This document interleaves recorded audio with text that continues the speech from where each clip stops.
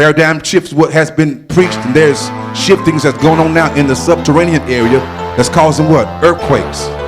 Placards are shifting all around the world. Well, my word to you is America will not escape it. There'll be about 3 major earthquakes that we will get along with others.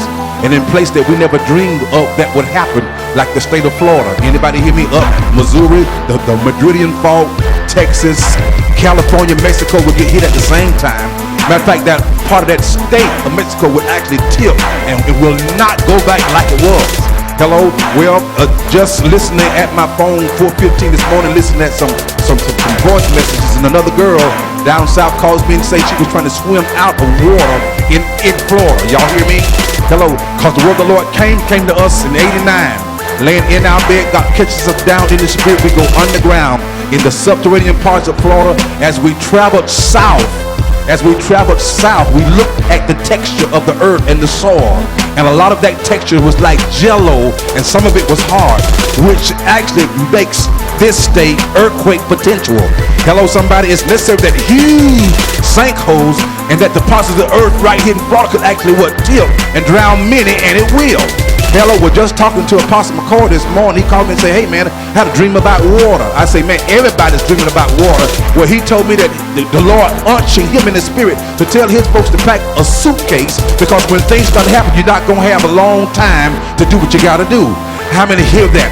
So then the Lord speaks to us when he brings us up surface, and there we were in Winter Haven. And while we were there in the vision, hello, then big earthquakes, big sinkholes start appearing.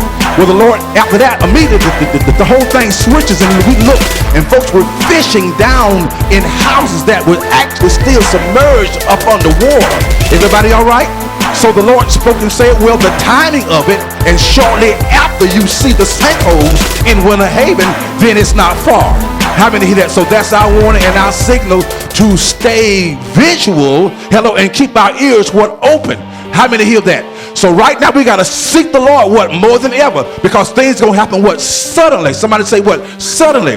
So then why do God give us prophets? Because they are gifts unto us, and the time that we're living in now, a prophet will not just be a gift to see if you have good health or bad health, but your very life will depend on what they say. Hello, because they're gonna be the eyes through the wilderness in the dark. Well, we're in the dark now, and the Bible say gross darkness shall hit the earth. So we're in a period of darkness now. So because we are here in some darkness, then we cast shadows, right? The last time we was here, we was talking about shadows. So I cast a shadow tonight. So this cannot be the reality of the true reality, because in God there is no Say it. There are no shadows in God. What did David say? Yea, though I walk through the valleys of the shadows of death, I will fear no evil. So here we are in a realm of shadows, a projected reality without the mind of God, something he thought up. Am I right? So here we are in this projected realm, because we're going through experiences. Am I right? We're manifesting some things, and we're trying to know something while we're here. Why are you trying to know something while you're here? Because here is not your home. This is your ground where you experience and try to grow if you can.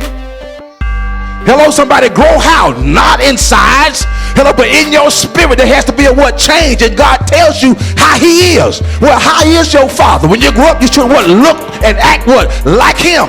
Well, how is your father? His substance is spirit, but his being is love. His substance is spirit, but his being, who he is love. So if you have the nature of your father, hello somebody, then you are a lovable person. So this is why we're here in the river shadows, figuring out how to do that. So God wants everything reconciled back to him. So before anybody could come here, the last time we were here talking, we said, well, we all started out in God, not in God's thinking pattern, but we was in God's knowing. Thinking is a process. It takes time to think. But then we say God is omnipresent. We say God is omnipotent. Am I right? So we say God is everywhere, and God is all knowing, not all thinking. right? But he's all what? Knowing. So I don't have to what? Think. There is no process. I already know that the bell what? Is here. Hello, somebody? So when I'm outside and when I get inside, I say, well, about 9:30, I want to ring a bell. But I'm thinking, I wonder, do pastor have a bell what? In the church? So I got to think about it. That takes time and a process.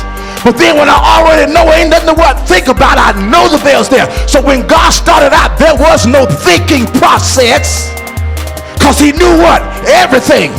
But then God realized in order to make something, it had to be a process in making something. Am I right? So out of himself comes his what? His word. He brings forth a what?